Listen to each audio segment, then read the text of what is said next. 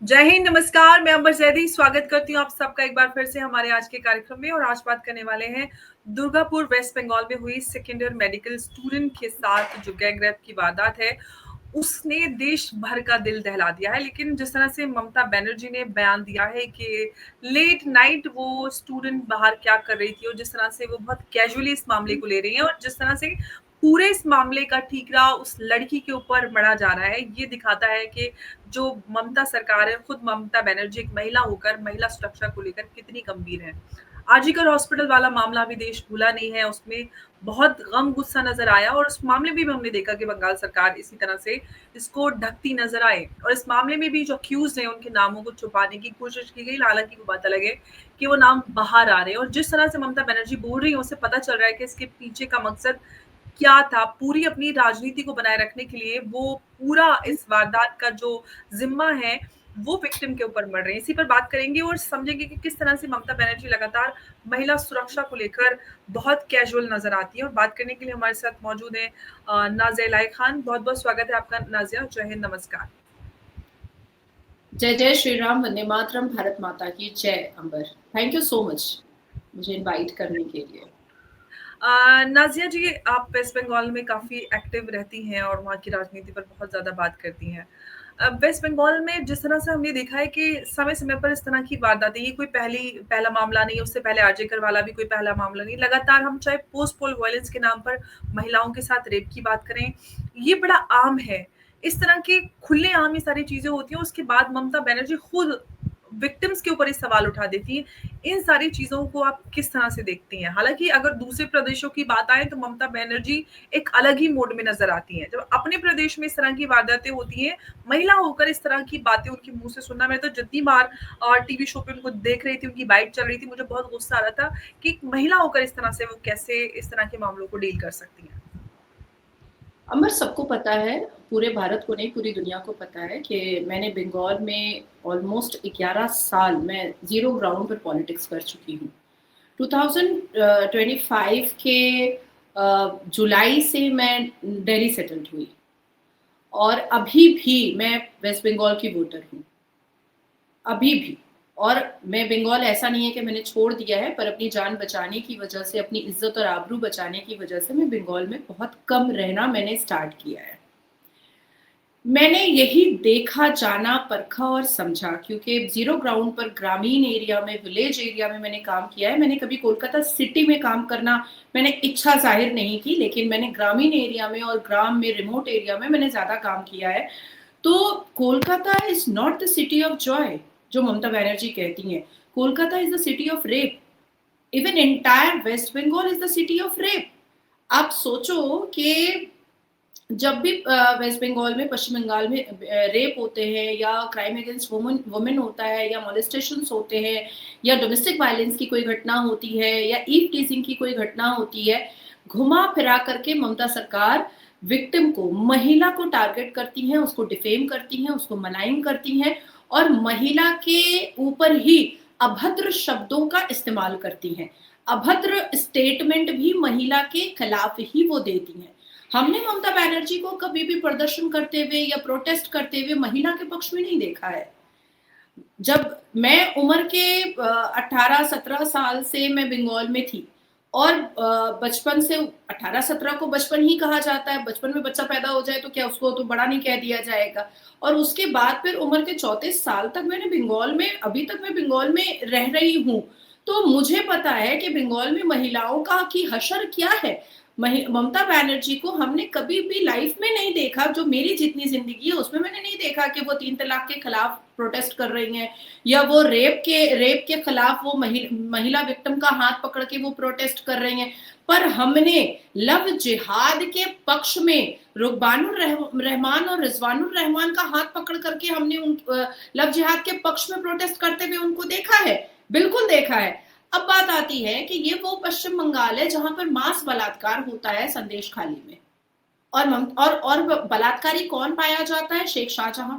कौन शेख शाहजहां? जो ममता बनर्जी का करीबी तृणमूल कांग्रेस का नेता है। अब आप देखो कि पार्थो चैटर्जी जब अरेस्ट होता है ईडी जब उसके घर से करोड़ों रुपए बरामद करता है, पहाड़ों की तरह सोना चांदी बरामद करता है, बाथरूम के अंदर से 10-10 केजी सोना निकलता है, और साथ में ईडी, बेचारा ईडी सेक्स टॉय भी सीज करता है। सोचो आपके 70 साल का 60 साल का बुढ़ा सेक्स टॉय घर पे रखता था, डिल्डो घर पे रखता था, उसके बाद फिर 5-5 गर्लफ्रेंड भी उसने ईडी ने सीज किया। अरेस्ट तो नहीं बोलूंगी, सीज ही बोलूंगी, 5-5 गर्लफ्रेंड भी।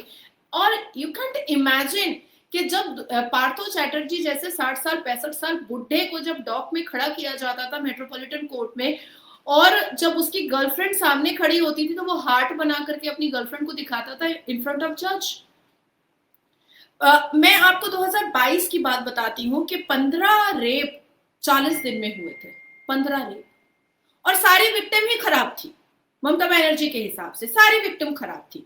उसके बाद फिर मैं आपको याद दिलाऊं कि एक रिपोर्ट आई थी 2016 में, द हिंदू जो प्रिंट मीडिया है, इलेक्ट्रॉनिक मीडिया है, उस पर आया था। ममता बनर्जी के स्टेटमेंट को लिखा था उन्होंने, और बहुत गुस्सा जाहिर किया था कि ममता बनर्जी ने कहा है कि जिस हिसाब से पॉपुलेशन बढ़ रहा है, जिस हिसाब से सड़कों पर गाड़ी और बाइक बढ़ रही है, जिस हिसाब से वेंडर्स बढ़ रहे हैं, जिस हिसाब से कंपनीज बढ़ रही है, जिस हिसाब से लोग बढ़ रहे हैं, उसी हिसाब से रेप भी बढ़ रहा है।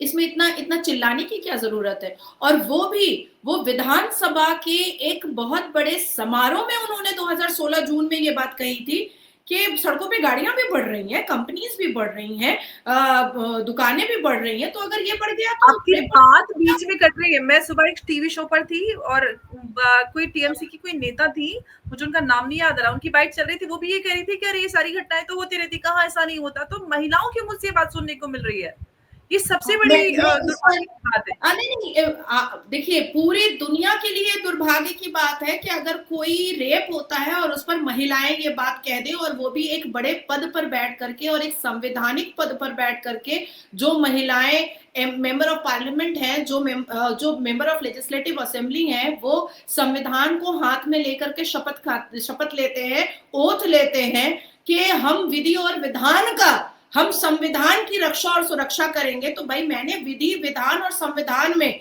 मैंने तो नहीं पढ़ा कि महिला का रेप हो जाए तो तुम उसी को टारगेट कर दो और उसी को ट्रोल कर दो और उसी के ऊपर सारे डिफेमेटरी स्टेटमेंट दे दो। ये मैंने तो नहीं पढ़ा, इन्होंने पता नहीं कौन सा संविधान अलग से लिख लिया है, जो राहुल गांधी लाल लाल संविधान चाइना का घुमाता है। मैं आपको 5 फरवरी 2012 की बात बताती हूँ, जब 2 मुसलमान नासिर खान और कादिर खान ने एक क्रिश्चियन एनआरआई लड़की का रेप किया था, पब से निकलते वक्त गाड़ी में दबोच करके। क्योंकि वो दोनों मुसलमान बलात्कारी था, तो ममता बनर्जी ने साफ लफ्जों में कहा कि सजीवी घटना है। लेकिन जब मेडिकल रिपोर्ट सामने आ गया और पूरे भारत को पता चल गया कि ये दोनों बलात्कारी है, दोनों भाई, बड़ा भाई और छोटा भाई मिलकर के रेप किया है एक साथ, तो मेडिकल रिपोर्ट के बाद काकोली दस्तीदार, जो मेंबर ऑफ पार्लियामेंट तब भी थी 2012 में और आज भी वो मेंबर ऑफ पार्लियामेंट है टीएमसी से, उन्होंने कहा था कि महिला ने ज्यादा पैसा मांगा और लड़का पैसा नहीं दे पाया, इसीलिए उसने एफआईआर कर दिया है। उसके बाद कालियागंज हांसखाली माइनर लड़कियों का रेप हुआ, जो ममता बनर्जी के टीएमसी के ही नेता के मुसलमान बेटों ने किया, और फिर मर्डर भी किया। सिर्फ रेप नहीं, फिर मर्डर भी किया। ममता बनर्जी अपने गवर्नमेंट के मंच पर सभा में पुलिस को पीछे बैठा करके वो ये कहती हैं कि पुलिस ने ऐसे करके, कि पुलिस ने सारे डिटेल्स निकाले, उसके व्हाट्सएप पे निकाले, वो लड़की के, वो उसका लव था, अफेयर था, वो प्रेग्नेंट थी, इसलिए रेप हो गया। मतलब प्रेग्नेंट बॉयफ्रेंड के सेक्स के बाद प्रेग्नेंट होने से रेप होना चाहिए, उसका मर्डर हो जाना चाहिए। Can you imagine? और उसके बाद फिर आपका हाड़वा बांग्लादेश बॉर्डर पर एक मदरसे के मौलाना मोहम्मद इरफान ने मदरसे के अंदर एक बच्ची का रेप किया, जो काफी दिनों से वो रेप कर रहा था। जब वो बच्ची प्रेग्नेंट हो गई, तो जब बहुत ज्यादा वो बातें स्प्रेड हो गई, फैमिली वाले रोड पर आ गए, मोहल्ले वाले रोड पर आ गए, तब जा करके वो मोहम्मद इरफान भाग गया और वो कहां से पकड़ाया है, वो आसाम से अरेस्ट हुआ है, आसाम की पुलिस ने उसको अरेस्ट किया है और उसके बाद फिर डिटेन करके उसको वेस्ट बंगाल लेकर आया गया। और जब उस पर मैंने कहा कि मोहम्मद, एक बड़े नेशनल न्यूज चैनल पर मैंने विक्टोरिया मेमोरियल हॉल के ठीक सामने रोड पर कहा था कि मोहम्मद इरफान रेप करेगा तो भी फांसी होनी चाहिए, और कोई संत और महात्मा अगर रेप करेगा तो भी फांसी होनी चाहिए। जिस पर हिंदू मेरे ऊपर टारगेट नहीं किए, पर मुसलमानों ने मेरे ऊपर ईटे बरसाने का काम किया। मेरी गाड़ी पर लाखों ईटे बरसाए गए कि इसने मोहम्मद इरफान के खिलाफ क्यों कहा। तो पश्चिम बंगाल में सिर्फ पॉपुलेशन नहीं बढ़ रहा है, पश्चिम बंगाल में क्राइम अगेंस्ट वुमेन बढ़ रहा है, पश्चिम बंगाल में रेप बढ़ रहा है। पश्चिम बंगाल में रेप बहुत नॉर्मल सी चीज है। पश्चिम बंगाल में महिलाओं को टारगेट करना, महिलाओं को बेइज्जत करना, महिलाओं को डिफेम करना, महिलाओं को मलाइन करना और महिलाओं को घर में घुस करके मारना, उसके रोड पर कपड़े नोचना, उसके कपड़े उतारना, उसको बेइज्जत करना, उसको गालियां देना, ये सब बहुत नॉर्मल सी चीज है, ये कोई बड़ी बात नहीं है। और जब ये सब कुछ हो जाता है तो हम पुलिस से एक्सपेक्टेशन रखते हैं कि ऐसी विक्टिम को इंसाफ मिलेगा, हम सरकार से एक्सपेक्टेशन रखते हैं कि ऐसे ऐसे ऐसे एक्यूज को, ऐसे डेलिंक्वेंट्स को, ऐसे डायबॉलिक और क्रिमिनल शेमफुल व्यक्ति पर्सन्स को, इनको कहीं ना कहीं सजा मिलेगी। लेकिन नहीं, बिल्कुल भी नहीं। आप सोचो ना कि नासिर खान जो सेकंड नंबर प्राइम एक्यूज था पार्क स्ट्रीट रेप कांड में, वो 9 साल के बाद वो बेल लेकर के आता है और आपको पता है जजमेंट में क्या लिखा होता है? उसके जजमेंट में लिखा होता है कि वेलफेयर के साथ, जेल के वेलफेयर के साथ उसके बिहेवियर बहुत अच्छे थे, इसलिए उसको बेल मिल रहा है। Can you imagine? और फिर वो आकर के 5 स्टार होटल में शादी करता है और टीएमसी के लोग जाते हैं, नेता उसकी शादी में बिरयानी खाने के लिए, और वो भी उस बलात्कारी की शादी में इमाम मौलवी मोहसिन जाता है और अपनी जवान जवान बेटियों को सजा धजा कर लेकर जाता है। उसके बाद आप देखो कि कामदनी का रेप होता है जो 3 बार होता है। फर्स्ट टाइम होता है, उसके बाद फिर वो चली जाती है पुलिस स्टेशन में रिपोर्ट करवाने के लिए। बिहार की वो लड़की थी, तो पुलिस में क्यों गई वो अपने गैंग रेप का रिपोर्ट करवाने के लिए, इसलिए फिर रेप हुआ। थर्ड टाइम फिर वो एसपी के पास जाती है रिपोर्ट करवाने के लिए कि पुलिस ने बता दिया बलात्कारियों को और वो लोग आकर के फिर मेरा गैंग रेप करके गया है। वो एसपी के पास जाती है और फिर एसपी के पास से आने के बाद फिर उसका रेप होता है कि तुम एसपी के पास जाओगी। तो आप सोचो कि रेपिस्ट का कितना अच्छा बाउंडिंग है पुलिस के बड़े बड़े ऑफिसर्स के साथ। आप सोचो कि कितनी अच्छी बाउंडिंग है। और 3 बार रेप होने के बाद फिर उसका मर्डर होता है और ममता उस वक्त भी स्वास्थ्य मंत्री थी, हेल्थ मिनिस्टर थी, और बिल्कुल जल्दबाजी में चंद घंटों में उसकी बॉडी को जलाया जाता है पुलिस के प्रोटेक्शन के साथ, और उसका डेथ सर्टिफिकेट जलाने से पहले निकाल दिया जाता है। जलाने से पहले डेथ सर्टिफिकेट निकाला जाता है। और उसके बाद फिर ममता बनर्जी कामदनी के पूरे परिवार को कहती है कि जो सरकारी वकील है वो इनको सजा जरूर दिलाएगा। और सजा क्या मिलता है कि 2024 में बाइज्जत बरी होते हैं वो सारे मुसलमान बलात्कारी।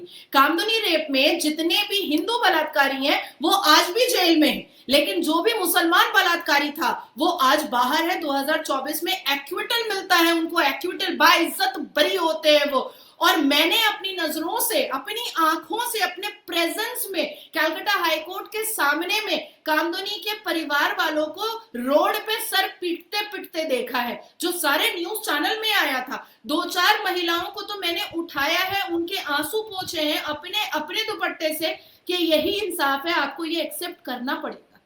और उन लोगों ने हमें कहा, आज मैं टीवी शो पर लगातार इन पूरे मामलों पे हम सब बात कर रहे हैं। मैंने जो वो बच्ची है उसके पिता को रोते हुए सुना और आपको यकीन नहीं आएगा, मेरा रोंगटे खड़े हो गए, मेरे आंसू निकल रहे थे कि वो कह रहे थे कि मुझे अपनी बच्ची का करियर नहीं चाहिए, वो मर जाएगी अगर हम उसको यहाँ छोड़ेंगे तो सुसाइड कर लेगी, मुझे अपनी बच्ची जिंदा चाहिए, वो सुरक्षित चाहिए, नहीं चाहिए मुझे उसका करियर। तो वो माँ बाप जो कभी बच्ची को डॉक्टर बनाने का सपना लेकर उन्होंने लाखों रुपया खर्च करके बच्ची को डॉक्टर बनने के लिए भेजा था, आज उनको सिर्फ ये परवाह है कि मेरी बच्ची जिंदा रहे, सुरक्षित रहे। तो ये स्थिति वेस्ट बंगाल में है, और वहां पर चाहे पॉलिटिकल वर्कर्स हो या फिर आम महिलाएं हो, सड़क पर चलने वाली हो, या स्टूडेंट्स हो, या डॉक्टर हो, अस्पताल में काम करने वाली, हर एक महिला का ये हाल है। अब सवाल ये है कि जिस तरह की चीजें हो रही हैं, और हर एक पूरे क्राइम में एक कॉमन या केस में ये बात है कि जितने भी ये रेपिस्ट हैं सारे के सारे मुसलमान हैं, क्या ये सारी जो घटनाएं हो रही हैं ये ना सिर्फ वेस्ट बंगाल में बल्कि इस तरह की घटनाएं जो देश भर में भी होते हैं, तो कहीं ना कहीं हमें जो इलीगल बांग्लादेशी हमारे देश में आ रहे हैं वो उसमें पाए जाते हैं। तो कहीं ना कहीं जो ममता बनर्जी कभी इन सारे घुसपैठियों के विरोध में हुआ करती थी जब तक वो सत्ता में नहीं थी, आज वो उन सबको एक सेफ हेवन देकर बैठी हुई है।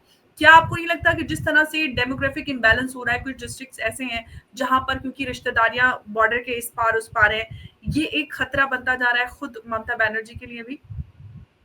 देखिए, पश्चिम बंगाल में जैसे बशीरहाट है, मिदनापुर है, पूर्व मिदनापुर है, हाड़वा है, उसके बाद फिर आपका बारासात है। तो कुछ उसके बाद साउथ 24 परगना की तरफ अगर हम चले जाते हैं तो वहां पर भी बांग्लादेश सोनारपुर वगैरह से अटैच होता है, मोगरा हाट से अटैच होता है, जयनगर से अटैच होता है बांग्लादेश। तो ये जो चिकन नेक का जो पूरा एरिया पश्चिम बंगाल में है, बनगांव तो पूरा का पूरा ही अटैच होता है बांग्लादेश में, सिर्फ एक तार है और उस तार से आप उधर देखिएगा कि बांग्लादेश के लोग गाय गोरू चरा रहे हैं और हम यहाँ से खड़े होकर के हंस रहे देख रहे हैं कि वो बांग्लादेश है। तो ये जो चिकन नेक का पूरा बॉर्डर है पश्चिम बंगाल में जो जुड़ा हुआ है, उसमें बहुत इजीली लोग वहां से आते हैं। अब देखिए, मुस्लिम पॉपुलेशन जो पश्चिम बंगाल में इतना बढ़ गया है, तो ये तो पॉसिबल नहीं है ना कि मुसलमान जो महिलाएं हैं वो 3-3 महीने में बच्चा पैदा करके निकाल रही हैं, इसलिए पॉपुलेशन बढ़ गया है। जिस हिसाब से डेमोग्राफिकल और पॉपुलेशन पूरा चेंजेस आया है और इंक्रीजमेंट हुआ है मुस्लिम पॉपुलेशन, वो जाहिर सी बात है कि वो घुसपैठियां हैं। अब मैं अभी 2025 में ही अप्रैल में मैं राजस्थान गई थी और राजस्थान इंडिया पाकिस्तान के बॉर्डर पर जब जाकर के मैंने कमांडो प्रभाकर जी से मैंने मुलाकात की, तो उन्होंने बताया कि वो बैरकपुर में वो बहुत बड़े पद पर उनको पोस्ट किया गया था, पोस्टेड हुए थे वो। और जब भी वो बांग्लादेश और पश्चिम बंगाल के बॉर्डर का रात में जब वो मुआयना करते थे, जब वो वहां पर अपनी पूरी टोली को टीम को लेकर के जाते थे, तो उन्होंने शूट आउट का ऑर्डर दे दिया था कि जो भी घुसपैठिया घुसेगा उसको शूट कर देना। तो ममता बनर्जी की सरकार से मैसेज आया उनको कि आप इस तरीके से नहीं कर सकते, आप तो हत्या कर रहे हैं, आप तो मर्डर कर रहे हैं, आप ऐसे नहीं कर सकते। दूसरा कि ममता बनर्जी की सरकार से ये ऑर्डर आया कि आप पूरा ब्लैकआउट क्यों कर देते हैं बॉर्डर को, रात के वक्त में 12 बजते ही आप ब्लैकआउट क्यों कर देते हैं पूरे बॉर्डर को। अब वो ब्लैकआउट इसलिए होता है कि अगर कोई घुसपैठिया रात के अंधेरे में घुसने की कोशिश कर रहा है तो हम उसको रंगे हाथ पकड़ सकते हैं। आप मेरे साथ अंबर, जब भी आप बनगांव जाइएगा, कभी भी पश्चिम बंगाल आइएगा तो बनगांव मेरे साथ चलिएगा और मैं आपको बशीरहाट के हाड़वा में लेकर के जाऊंगी। आपको मैं बताऊंगी कि बॉर्डर के पास सटे हुए जो गांव बसे हुए हैं, उनके पास ना वोटर आईडी कार्ड है, उनके पास ना आधार कार्ड है, उनके पास ना राशन कार्ड है, लेकिन जैसे ही विधानसभा और लोकसभा इलेक्शन आता है वो गाड़ियों में भर भर करके ममता को जाते हैं वोट देने के लिए। और वो सारे के सारे बॉर्डर के पास जो गांव बसे हुए हैं करोड़ों लोगों के, वो पूरे के पूरे मुसलमान हैं, पूरे के पूरे मुसलमान हैं। और देखिए, क्योंकि मैं बंगाल को के नसों को पहचानती हूँ, मैं बंगाल में पॉलिटिक्स जीरो ग्राउंड पे करती हूँ, तो जरूरी ये कहना ठीक नहीं होगा कि जो बांग्लादेशी घुसपैठिया हैं वही सिर्फ रेप करते हैं। नासिर खान खादर खान बांग्लादेशी घुसपैठिया तो नहीं था पर उसने रेप किया। कामदूनी के जो बलात्कारी थे वो तो बांग्लादेशी घुसपैठिया नहीं थे पर उन्होंने रेप किया। कालियागंज हांस खाली में जो माइनर लड़कियों का जो रेप हुआ वो तो वो सारे के सारे मुसलमान और हिंदू जो थे वो तो बांग्लादेशी घुसपैठिया नहीं थे। शेख शाहजहां ने जो मांस बलात्कार किया और करवाया वो बांग्लादेशी घुसपैठिया तो नहीं था। तो ये बांग्लादेशी घुसपैठिया क्राइम तो कर रहे हैं, साथ साथ वो रेप भी कर रहे हैं, साथ साथ वो और भी क्रिमिनल एक्टिविटीज में इन्वॉल्व है। लेकिन रेप सिर्फ बांग्लादेशी घुसपैठिया कर रहे हैं ये मैं पश्चिम बंगाल के लिए नहीं मानूंगी, क्योंकि मैं अपने टेबल पर हजारों रेप के केसेस मैं खुद बंगाल के चेंबर में देखती हूँ। तो बंगाल के जो बहुत पुराने लोग हैं, जो वहां पर जिनके एंसेस्टर्स वहां पर 80 साल से 90 साल से रह रहे हैं, उनके बाल बच्चे भी रेप कर रहे हैं। और 90% बलात्कारी पश्चिम बंगाल में मुसलमान हैं, जिसमें बांग्लादेशी घुसपैठिया भी हैं। आपकी आवाज नहीं आ रही है नाजिया, क्या वजह है कि जो बलात्कारी हैं ज्यादातर मुसलमान वहां पर वेस्ट बंगाल में नजर आते हैं और उनको अक्विटल भी मिल जाता है, ये क्या है? और हमने आर्जिकर वाले मामले में भी देखा कि चाहे रेपिस्ट कोई भी हो, रेप के जो अक्यूज्ड हैं उनको के साथ इतनी हमदर्दी क्यों नजर आती, क्यों उनको बचाने की कोशिश की जाती है? जबकि मैं देख रही थी टीएमसी लीडर्स कुछ शो पे मेरे सामने बोल रहे थे, जो उनसे सवाल एंकर कर रही थी उसके बजाय वो कह रहे थे अरे फांसी की सजा तो है ही नहीं, क्या फांसी की सजा हो सकती है? अरे भाई आप केस मजबूत बनाओ, फांसी की सजा हम दिलवाएंगे। आपको ये कि फांसी आप केस बना नहीं रहे हो, विक्टिम्स शेमिंग आप कर रहे हो, आप फांसी की सजा की पहले आपको क्यों नहीं हो सकती फांसी की सजा? क्या निर्भया केस में नहीं हो, rare of the rares case में फांसी की सजा होगी? क्यों नहीं होगी? आप केस बनाओ मजबूत, फांसी की सजा होगी। ये किस तरह की बात आती है? नहीं अंबर, देखिए एक बहुत ही सॉफ्ट कॉर्नर है प्रत्येक हर एक राज्यों में मुसलमानों को लेकर के। जो मुस्लिम देवबंद है, जमायतुल उलमाए हिंद है, all India Muslim personal law board है, उसको आप देखिएगा कि और जितने भी मौलवी मुफ्ती हैं उसमें से 80% मौलवी मुफ्ती जो अलग अलग राज्यों में रहते हैं, उनका एक इमाम एसोसिएशन जो चलता है, इमाम ऑर्गेनाइजेशन जो चलता है, टेररिस्ट, टेररिज्म और रेपिस्ट के साथ एक एक अजीब सी मोहब्बत उनके अंदर नजर आती है, जो मैं और आप टीवी चैनल्स के, नेशनल न्यूज के डिबेट्स में भी देखते हैं। और मैं तो इंटरनेशनल प्लेटफॉर्म पर भी जब मैं बैठती हूँ तो मैं वहां पर भी देखती हूँ। जब मैं कहती हूँ कि आप भी कहें कि बलात्कारियों की सजा सिर्फ फांसी होनी चाहिए और टेररिस्ट की सजा सिर्फ फांसी होनी चाहिए, बाकी हम लोग काम करेंगे ना, जो जो न्यायपालिका जाते हैं, जो कानून के हवाले से काम करते हैं, हम लोग गुहार लगाएंगे। अरे आज नहीं होगा तो कम से कम 10 साल बाद तो होगा, 20 साल बाद तो होगा कि बलात्कारी एक अरेस्ट हुआ है, उसके ऑसिफिकेशन रिपोर्ट चेक किए गए हैं, मेडिकल रिपोर्ट चेक किए हैं, सेमेन आर्टिकल मैच किया है, उसके बाद फिर फास्ट ट्रैक कोर्ट में 3 महीने में फांसी दे दो, बस बात खत्म हो गई।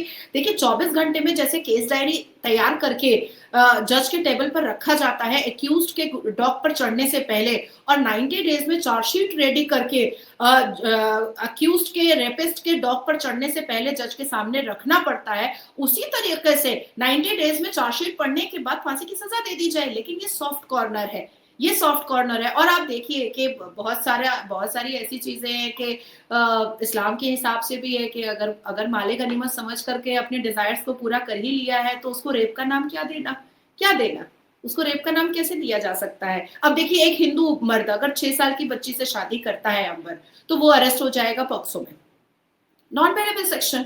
और 2019 के बाद तो इस पर तो कोई बेल हम मूव भी नहीं कर सकते, हम डाल भी नहीं सकते बेल पिटिशन, बेल मूव करना ही अपराध हो जाता है। अभी जो 2019 में स्मृति ईरानी जी के लीडरशिप में पार्लियामेंट के भीतर जो पॉक्सो में इतने सख्त कानून बने, लेकिन एक 6 साल की बच्ची से शादी करने वाला व्यक्ति और उसके साथ 7 साल 8 साल या 9 साल में उसके साथ इंटरकोर्स करने वाला मुसलमान व्यक्ति अगर डॉक में खड़ा होता है और वो कहता है कि आप हमको अरेस्ट कर ही नहीं सकते क्योंकि हमारे इस्लाम के हिसाब से तो ये शादी जायज है और मैंने कोई रेप नहीं किया है 9 साल की बच्ची का, मेरे को पॉक्सो लग ही नहीं सकता बिकॉज ये तो अप्रूव्ड है इस्लाम में। तो जज साहब भी कहेंगे कि ठीक है भैया। जैसे देखिए उड़ीसा हाई कोर्ट ने एक बलात्कारी को का डेथ सेंटेंस कैंसिल करके उसको कन्विक्शन दिया। क्यों दिया? उस बलात्कारी ने 6 साल की बच्ची का ब्रूटल रेप किया था और बोटियों में काट करके मर्डर किया था, बोटियों में काट करके। उस बच्ची का कभी नाखून मिलता था, कभी उंगलियां मिलती थी, कभी फेफड़े मिलते थे, कभी गुर्दे मिलते थे, कभी पैर मिलता था, कभी कभी कोहनी मिलती थी, कभी थाई मिलती थी, ऐसे मिलता था उस बच्ची का। लेकिन डेथ सेंटेंस उसको क्यों नहीं मिला? क्योंकि वो जेल के अंदर 5 वक्त नमाज पढ़ता था, वो 5 वक्त नमाजी था और उसके उस ऑर्डर में लिखा हुआ है कि ये जेल के अंदर 5 वक्त नमाज रिसाइटेशन करता है, इसलिए हम इसको डेथ सेंटेंस से हटा करके हम इसको कन्विक्शन दे रहे हैं। कैन यू इमेजिन कि हमारा न्यायपालिका जब तक स्ट्रिक्ट नहीं होगा, जब तक स्ट्रांग नहीं होगा और जब तक महिलाओं की परवाह पूरे फोकस के साथ हमारा देश का न्यायपालिका नहीं करेगा, तब तक कुछ नहीं हो सकता है। लाख मैं मानती हूं कि ममता बनर्जी जो है उनके हृदय में ममता नहीं है, वो महिला मुख्यमंत्री है, लेकिन उसके बावजूद भी महिलाओं के पक्ष में उनके दिल में प्यार नहीं है। वो जो कुछ भी है हम उनसे एक्सपेक्टेशन नहीं रख सकते हैं क्योंकि वो सत्ता के लोभ में बैठी हुई है। कोई भी नेता और मंत्री किसी भी पॉलिटिकल पार्टी का हो, कहीं का भी हो, उसको कहीं ना कहीं अपने वोट की चिंता होती है उसको अपने जीतने की चिंता होती है और इसके लिए वो जोड़ घटाव जरब वो करता रहता है, वो अलजेब्रा और के मेथड बनाता रहता है अपने वोट के प्रोटेक्शन के लिए। अब क्योंकि ममता बनर्जी साहिबा को पता है कि मुसलमान वोट से ही वो जीतती हैं, तो वो घुसपैठियों को भी बचाएंगी, वो पाकिस्तानी जो घुसपैठियां हैं पश्चिम बंगाल में उसको भी बचाएंगी, जो मुसलमान ओरिजिनल मुसलमान पश्चिम बंगाल के हैं वो उसको भी सेव करेंगी, क्योंकि उससे उनकी सत्ता बच रही है। लेकिन किसी वोट का की लोभ और लालसा और ग्रीड न्यायपालिका को तो नहीं है ना, उसको तो नहीं है ना। तो कामदोनी के बलात्कारियों को न्यायपालिका ने कैसे बेल दे दिया, निर्भया के बलात्कारी को न्यायपालिका ने कैसे बेल दे दिया, वो कैसे सप्लीमेंट्री पिटीशन सुन लिया या ह्यूमन राइट सुन लिया, सुजन जॉर्डन के बलात्कारी को कैसे न्यायपालिका ने बेल दे दिया। तो उड़ीसा हाई कोर्ट ने डेथ सेंटेंस की जगह पर कन्विक्शन कैसे दे दिया। तो ये न्यायपालिका का प्रॉब्लम है बहुत बड़ा, कि आप बलात्कारी को कैसे आप उसके लिए मानवता अधिकार का सप्लीमेंट्री पिटीशन सुन रहे हैं, या आप कैसे उसको बेल दे रहे आपको याद होगा अभी कुछ महीनों पहले एक बस में एक रेप हुआ था, मुझे याद है। उस केस में भी हुआ था कि वो रेप का अक्यूज था, उसको बेल मिली थी और वापस जेल से निकला और उसने वापस से रेप कर दिया। तो ऐसे बड़े सारे केसेस हमारे सामने आते हैं जिसमें रेप के अक्यूज है उनको इस तरह से बेल मिलती है या एक्विटल मिल जाता है, वो फिर वापस बाहर आते हैं, फिर वो वापस रेप पे रेप कर देते हैं। तो कहीं ना कहीं आपको नहीं लगता कि हमें जो सोशल एक्टिविज्म तो हम बहुत ज्यादा करते हैं, जुडिशियल एक्टिविज्म बहुत इंपॉर्टेंट है, क्योंकि इन सारी चीजों की वजह से कहीं ना कहीं लोगों का न्याय के ऊपर से भरोसा उठता है और न्याय नहीं मिल पा रहा है। ये बात तो एकदम तय है। अंबर देखिए, मैं इसको फेमिनिज्म तो नहीं कहूंगी, एज एन एडवोकेट मैं बहुत कंसर्न और बहुत वरीड होती हूँ। It's not only obnoxious amber, it's very anxious, the circumstances is very anxious. क्यों? मुस्लिम जो रेपिस्ट होते हैं और उनके जो प्रशंसक होते हैं, उनके जो सपोर्टर्स होते हैं, चाहे वो हाफिज कुरान हो चाहे वो कुछ भी हो, दे आर अनडेनोमेंशनल रिलीजियस प्रैक्टिसिंग में वो इन्वॉल्व होते हैं। वो उनको पता होता है कि ये मुसलमान है, हम कलमा है रेप कर दिया तो हमारे इस्लाम के हिसाब से कोई रेप नहीं हुआ। कहीं तो मैं जब पॉक्सो में उस बेंच पर जब मैं काम करती थी बहुत ज्यादा अलीपुर पुलिस जज कोर्ट में, तो मैंने यहाँ तक सुना है कि ठीक है मैंने रेप कर दिया, 11 साल की लड़की है, मैं निकाह पढ़ लूंगा। मैंने यहाँ तक सुना है बेंच पर कि बलात्कारी ये बात कह रहा है। अब एक जो भय, आपका जो सवाल है, ये जो एक भय बनाया गया है कि आप न्यायपालिका के बारे में बात नहीं कर सकते, आप जजेस के बारे में बात नहीं कर सकते, आप जजेस की गलत टिप्पणियों के बारे में बात नहीं कर सकते, आप जजेस के गलत जजमेंट के बारे में बात नहीं कर सकते। ये जो एक भय बनाया गया है, कंटेम्प्ट ऑफ कोर्ट हो जाएगा, आपका एनरोलमेंट जो है वो सैक कर दिया जाएगा, आपको सजा हो जाएगी। तो मुझे ऐसा लगता है कि ये जो पार्शियलिटी हो रही है, जस्टिस वर्मा को सुप्रीम कोर्ट ने बचा लिया, उनके घर में तो इंडियन करेंसी जली हुई मिली थी, उसको तो आराम से बचा लिया गया। क्यों? अगर एक नॉर्मल व्यक्ति के घर के भीतर इंडियन करेंसी जली हुई मिलती और पूरे नोट का पहाड़ मिलता तो क्या वो बच जाता? और देखिए, सर्वोच्च न्यायपालिका ने अपने आप को पुलिस भी बना दिया, अपने आप को सीबीआई भी बना दिया, अपने आप को ईडी भी बना दिया और अपने आप को ऑनरेबल सुप्रीम कोर्ट भी बना लिया। आप सोचो कि सुप्रीम कोर्ट ने इस मामले को सुओ मोटो में लिया ही कैसे, और ये उन्होंने नोटिस इशू किया ही कैसे कि इस पर इंक्वायरी सुप्रीम कोर्ट करेगी। सुप्रीम कोर्ट में जितने भी जजेस बैठे हुए हैं वो पुलिस थोड़े ही है, वो इन्वेस्टिगेशन थोड़े ही कर सकते हैं, वो इंटरोगेशन थोड़े ही कर सकते हैं।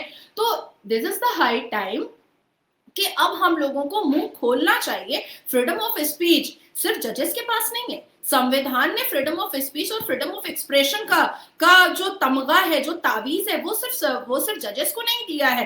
The second thing is and very important thing कि जिस तरीके से जज संविधान को ना सुन करके अपने न्यायपालिका के रूम में शरिया सुनते हैं। आपने शरिया पढ़ा है? मैं प्रत्येक सुप्रीम कोर्ट के जितने भी चीफ जस्टिस है मैं उनसे पूछना चाहती हूँ कि आपने शरिया पढ़ा है, आपने कुरान पढ़ा है, आपने हदीसें पढ़ी हैं, आपने सीरत मुस्तफा पढ़ा है, फिर आप all India Muslim personal law board के पिटीशन पर आप सुनते क्या हो? और एक बात, अभी वक्फ बोर्ड पर जस्टिस चंद्रचूड़ ने भी सुना, उसके बाद चीफ जस्टिस ऑफ भारत जो अभी रिसेंट है उन्होंने भी सुना। आप क्या सुन रहे थे वक्फ बोर्ड पर? आपके सिलेबस में था वक्फ एक्ट? किसके सिलेबस में था? मेरे सिलेबस में तो नहीं था। अभी जो बच्चे इंटर्नशिप के लिए मेरे पास आते हैं उनके सिलेबस में तो नहीं है। जो बच्चे अभी फर्स्ट ईयर में पढ़ रहे हैं, फर्स्ट सेमेस्टर का एग्जाम दे रहे हैं, सेकंड सेमेस्टर का एग्जाम दे रहे हैं एलएलबी का, उनके सिलेबस में तो वर्क फैक्ट नहीं है। तो आप वर्क फैक्ट में पढ़ क्या रहे थे और सुन क्या रहे थे जब आपने अपने सिलेबस में ही नहीं पढ़ा? आपको सीधा कहना चाहिए था कि संवैधानिक तरीके से अगर तुम कुछ बताना चाहते हो, संवैधानिक तरीके से अगर कोई आर्टिकल तुम मुझे समझाना चाहते हो तो समझा दो, अदरवाइज गेट लॉस्ट। मैं नहीं सुनूंगा तुमको। अब all India Muslim personal law board triple तलाक के मामले में शरिया लेकर के आ रही थी, तो क्या उस वक्त देश के सर्वोच्च न्यायपालिका के चीफ जस्टिस ऑफ भारत ये नहीं कहते भाई जो चीज हम पढ़े नहीं है और जो चीज मैंडेटरी नहीं है, क्योंकि ये शरई देश नहीं है, ये इस्लामिक देश नहीं है कि हमको पढ़ना ही पड़ेगा, तो जो चीज मैंडेटरी भी नहीं है और जो चीज मैं पढ़ा नहीं हूं वो मैं सुन के करूंगा क्या? मैं समझूंगा कैसे? तुम संवैधानिक तरीके से बताओ कि इंस्टेंट ट्रिपल तलाक बैन होना चाहिए कि नहीं होना चाहिए। संवैधानिक तरीका है तुम्हारे पास कोई चैप्टर है, तुम्हारे पास कोई क्लॉज है, कोई सब सेक्शन है, कोई आर्टिकल है तो बताओ। लेकिन देश का सर्वोच्च न्यायपालिका इतना इंटरेस्टेड होता है शरिया सुनने में, अच्छा शरिया समझेंगे हम तो शरिया आज तो पूरी कुरान ही समझ लेंगे मुस्लिम पर्सनल लॉ बोर्ड से। तो ये जो सिनेरियो जा रहा है न्यायपालिका का, ये खतरे से खाली। नाज़िया, आपकी बात बीच में कट रही है। आपको याद होगा जब हिजाब वाला मामला आज से कुछ सालों पहले उठा था, जब अराउंड यूपी इलेक्शन थे, मुझे याद है, तब ये हैदराबाद वो साउथ से मामला उठा और पूरा हैदराबाद और यहाँ वहाँ पूरे देश में हिजाब और पूरे विश्व में ऐसा हो गया, पता नहीं भारत में क्या कर दिया, अलकायदा चीफ से लेके और कौन कब नहीं। और ये सोचिए हाई कोर्ट से लेके सुप्रीम कोर्ट तक सुनवाई के लिए लगातार दिन रात वो सुप्रीम कोर्ट, जिसके एक सुनवाई के लिए लोग बरसों इंतजार करते हैं, जिंदगियां निकल जाती हैं, लोग सुप्रीम कोर्ट का फैसला नहीं ले पाते या एक तारीख नहीं मिल पाती है। वहां पर हिजाब मामले पर बैक टू बैक दिन रात सुनवाइयां चल रही थी और वहां पे भी ये साबित नहीं हो सका जो वो साबित करने की कोशिश कर रहे थे कि हिजाब इज एसेंशियल टू इस्लाम और नॉट। लेकिन सुप्रीम कोर्ट वहां पर टाइम देकर बैठा हुआ। आप जरा देखिए डेडिकेशन। अच्छा, अब आप सोचो ना, निर्भया मामले में तब तो बहुत ही एज मेरा भी कम था और आपका भी कम था, और कानून भी जितनी दावपेच से अभी समझ पाते हैं तब तो उतनी समझदारी भी नहीं थी। लेकिन आज जब उस पूरे मामले को दोबारा हम पढ़ते हैं और समझते हैं तो हंसी भी आती है और बहुत ज्यादा गुस्सा भी आता है, अग्रेशन भी आता है कि निर्भया के बलात्कारियों के पक्ष में मानवता के पिटीशन पढ़ते थे और पूरी रात खोल करके निर्भया के बलात्कारियों के मानवता का पिटीशन पढ़ा जाता था, अफजल गुरु के मानव अधिकार का पिटीशन पढ़ा जाता था। Can you imagine? अभी रिसेंट तीस्ता से तलवार, एग्जैक्ट मानव अधिकार वाले ये भारत में ही आते, कहीं और नहीं जाते। जब आप यूएस चले जाए, पाकिस्तान चले जाए, कहीं भी चले जाओ, उनको सजाएं देनी होती, तय करनी होती, वहां के हिसाब से होता है।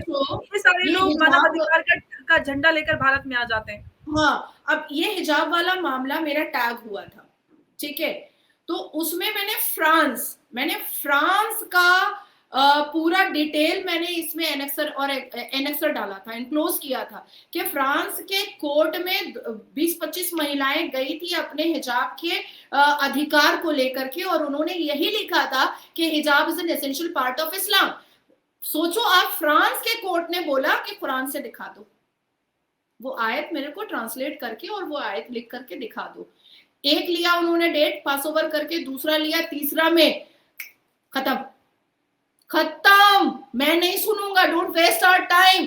और जो वकील था उसके ऊपर पेनल्टी लगी, फ्रांस के कोर्ट ने पेनल्टी दिया कि आप मुस्लिम हैं, आप हिजाब के फेवर में हिजाब को इस्लाम का पार्ट बता रहे हैं और आपको अपने ही कुरान से नहीं पता कि वो कहां पर लिखा हुआ है, अप्रोप्रिएट वो वर्ड कहां पर लिखा हुआ है, आपको खुद नहीं पता, then why you are wasting our time, then why you are wasting court time, it's very precious, you can't do this. और हमारे देश का सर्वोच्च न्यायपालिका को जब ये पता चल गया कि मुस्कान अलकायदा के चीफ की कॉन्क्यूबाइन है और मुस्कान भारत छोड़ करके दुबई और आबू धाबी में लग्जरियस लाइफ में जी रही है, लेकिन उसके बावजूद भी आपको पता है 2025 में भी वो मामला लिस्टेड हुआ था और पास ओवर उस मुस्कान के वकील ने आकर के ले लिया। क्यों? देश के सर्वोच्च न्यायपालिका के चीफ जस्टिस ऑफ भारत के मुंह से ये बात नहीं निकल रही है कि जो लड़की यहाँ है ही नहीं याचिका करता, जब पिटिशनर यहाँ नहीं है, पिटिशनर का टेररिज्म ऑर्गेनाइजेशन से संपर्क निकला है, तो ये पिटिशन अब यहाँ कर क्या रहा है, ये लिस्टेड हो कैसे रहा है, और इसको लिस्टेड करने वाला कौन वकील है, उसको लेकर के आओ, उसको अरेस्ट करो। लेकिन नहीं, नहीं, कौन सी दिशा में और कौन से दशा में भारत का न्यायपालिका चल रहा है। देखिए ये रेप तभी बंद होगा, इन टोटल मैं आपको छोटे से साइनॉप्सिस में यही बताऊंगी अंबर, कि ये रेप ममता बनर्जी के बोलने से बंद नहीं होगा, या अरविंद केजरीवाल के बोलने से बंद नहीं होगा, या राहुल गांधी के बोलने से बंद नहीं होगा। ये रेप तब बंद होगा जब देश का हर राज्यों का न्यायपालिका बंद करना चाहेगा और बलात्कारियों को नहीं देगा बेल, तब बंद होगा। बिल्कुल, आपने बहुत अहम बात कही है, क्योंकि हम सोशल एक्टिविज्म और ये सारी चीज़ें तो हम बहुत सारी करते हैं, लेकिन वो सारी चीज़ें छोटी पड़ जाती हैं, कम पड़ जाती हैं, क्योंकि आप चाहे लड़कियों को कितना ही पढ़ा-लिखा कर लड़की हूँ, लड़ सकती हूँ, या चाहे बेटी बचाओ, पढ़ाओ, लिखाओ और उनको आगे बढ़ाओ, कितना भी कर लीजिए, लेकिन जब तक हमारे कानून और हमारी जो कानूनी प्रक्रिया है, वो मजबूत नहीं होगी, जब तक इन जो अक्यूज़्ड हैं या क्रिमिनल माइंडसेट्स के लोग हैं, उनमें कानून का डर नहीं होगा, तब तक ये क्राइम नहीं रुकने वाले। हमारे आस-पास के मुल्क देखिए, सऊदी अरेबिया या फिर और भी अरेबियन कंट्रीज़, वहाँ पर इस तरह की घटनाएँ नहीं होती, क्योंकि जो इस तरह के क्रिमिनल्स होते हैं, उनकी सज़ाएँ आपको पता है, वहाँ पर कोई बख्शिश नहीं है, चाहे कोई भी हो। तो जब तक हम इस तरह का भय नहीं पैदा करेंगे अपनी बेटियों के लिए, हम बड़े सुरक्षा के दावे-वादे मंचों से कर दें, लेकिन ग्राउंड पे क्या हम डिलीवर कर पा रहे हैं, ये सबसे बड़ा सवाल है, और जब तक आप डिलीवर नहीं करेंगे, तब तक हकीकत बदलने भी वाली नहीं है। नाज़िया, बहुत-बहुत धन्यवाद आपका इस अहम चर्चा में जुड़ने के लिए, क्योंकि बहुत अहम चर्चा है, ये मामला बहुत गंभीर है और इस तरह की घटनाएँ लगातार होती रहती हैं, और मुझे बड़ा अफ़सोस है कि हम दशकों से इस पे बात कर रहे हैं और बड़े खुलकर बात कर रहे हैं, लेकिन आज तक सच्चाई और जो हकीकत है वो बदली नहीं है। उम्मीद करते हैं कि हमारे जीवन काल में वो दिन ऐसा हो कि शायद बेटियों को इंसाफ मिलना शुरू हो जाए, ना कि उनकी विक्टिम शामिल की जाए। बहुत-बहुत धन्यवाद। नमस्कार, जय हिंद, जय भारत। धन्यवाद। हर हर